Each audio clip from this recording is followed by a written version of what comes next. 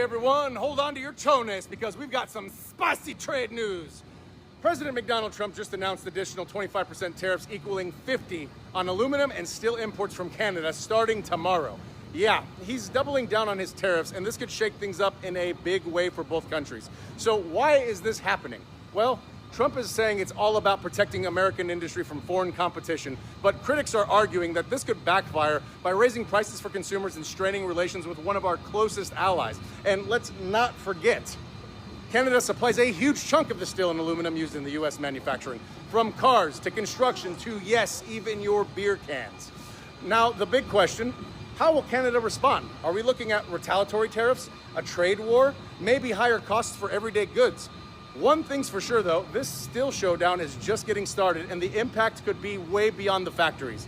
So what do you guys think? Is this a smart strategy to protect jobs, or is this just a move that could backfire on consumers and businesses? Drop your thoughts in the comments. I'm thinking literally he's probably just going to back off of them again like he has the last couple. Did you hear what Trump did with American steel? This is literally history in the making. Trump just doubled the tariffs on imported steel from 25% to 50%. Supporters are calling this a game changer. Steel prices shot up overnight. American companies like US Steel are celebrating. Stock prices jumped. Trump says this is not just about economics. He wants America ready for anything. War, rebuilding, you name it. He says we can't be strong if we can't make our own steel. But not everyone's cheering. China's mad, Canada's threatening to hit back, and some say that this could make cars and appliances more expensive for everyone. So is this a price for American strength? Here's the thing.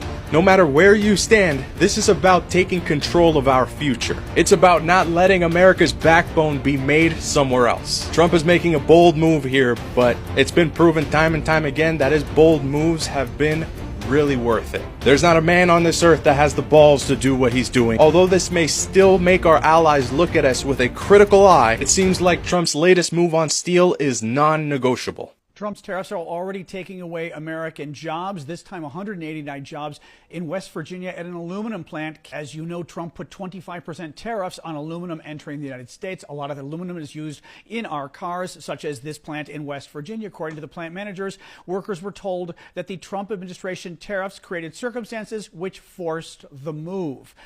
What's going on here is Trump has put tariffs on a lot of countries importing goods into the U.S. The problem is those tariffs are paid for by Americans and American companies. They're not paid for by foreigners.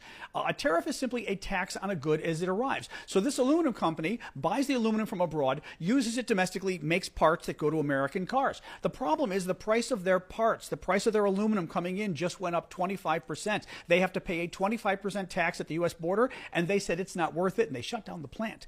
That's what's happening to cars as well. Trump put a 25% tariff on cars and car parts entering the U.S. The problem is every American car includes 50 to 60% foreign parts. That's increasing the price of the average $40,000 car in America by $5,000, the average import by $6,000. That means prices are going up because of Trump, and people are losing jobs.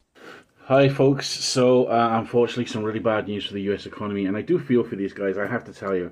So 600 iron range steel workers have had to be laid off. More than 600 iron range steel workers to be laid off as a result of Trump's steel tariffs. So Cleveland Cliffs is the largest iron ore producer in Minnesota. It's idling its operations in Hibbing and also in Virginia. So these are iron ore mines, and they're going to lay off about 600 iron ore miners, workers. The U.S. Senate has got involved in this a little bit, and U.S. Senator Tina Smith stated that these two mines actually produce 75%, or rather 75% of what they produce actually goes to the U.S. steel industry.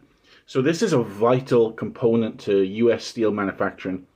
So this is actually a big deal. She then goes on to say, the uncertainty of the Trump's tariffs have created this situation. So once again, folks, this is 600 iron ore workers that are losing their jobs in Hibbing and also Virginia as a result of the uncertainty of Trump's tariffs. I think it's interesting to note that so much iron ore is being made in the United States, and now that is going to be cut off to a degree. So steel manufacturers in the United States need now also to go and get steel from Canada. So Trump's tariffs have actually made things worse for the US industry. Folks, I'd love to know what your feelings are on this. Apologies, I just wanted to get my sources right. So this originally reported by the Minnesota Star, and since then has been picked up by CBS News. Folks, my name is Nick. I'd love you to give me a follow. Please let me know what you think about this in the comments, and thanks once again for all the support. Sound the alarm. Trump just doubled steel tariffs, and the EU is warning him to back off or brace for impact. Trump is jacking up tariffs on imported steel and aluminum to 50% starting June 4th. He says it's to protect American manufacturing, but he made the announcement inside a U.S. steel plant that's about to be sold to Japan. Let's unpack that. Japan's Nippon Steel is buying 100% of U.S. steel in a $15 billion deal. Trump called it a partnership, but U.S. Steel itself confirmed it's a full acquisition, as in Japan will own it all. So while Trump's claiming to defend American industry, he's also cheering as a foreign company takes over one of its biggest symbols. Now, the European Union is fuming. The European Commission said it strongly regrets the tariff hike, calling it a unilateral measure that adds uncertainty and raises prices for both consumers and businesses. They're warning the U.S. to reverse course, or they'll hit back with retaliatory tariffs by July 14th. The UK is also scrambling to avoid being hit and says it'll demand an exemption. So to recap, Trump's doubling tariffs in the name of economic nationalism, while Japan buys our steel industry and the EU prepares to retaliate. Make it make sense. I'll continue watching as this story unfolds, so stick around.